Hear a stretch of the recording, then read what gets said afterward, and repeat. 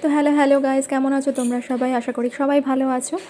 তো এখন হচ্ছে সন্ধেবেলা। তো আমার মেয়ের সন্ধেবেলা একটু একটু খিদে পাচ্ছে, বলছে মাম্মাম কিছু বানিয়ে দাও। তো ভাবলাম কি বানিয়ে দিই। তো ভাবলাম তাড়াহুড়োর মধ্যে এটাই ভালো।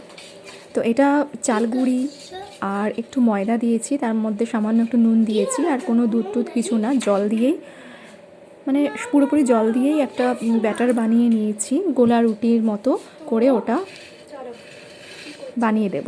তো চলো কীভাবে বানাচ্ছি দেখে নাও।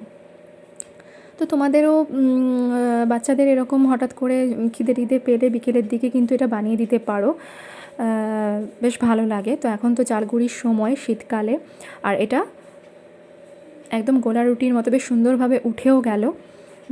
চটজলদি খাবারের জন্য এটা কিন্তু বেশ ভালো। তো তোমরাই দেখে নাও এই জিনিসটা খেতে কত ভালো হয়েছে, আমার মেয়েই সেটা বলে দেবে। আর এটা আমি সার্ভ করলাম ঝোলা গুড়ের সাথে। তো চলো তোমরাই দেখে নাও যে কেমন হয়েছে খেতে, খুব কিন্তু ভালো লাগে খেতে। তো তোমরাও ট্রাই করো।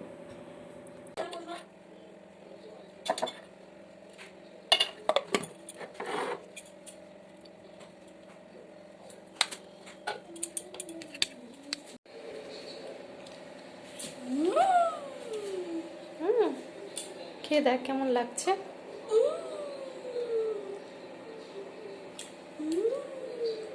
চলো চলো খেয়ে নাও খেয়ে নাও।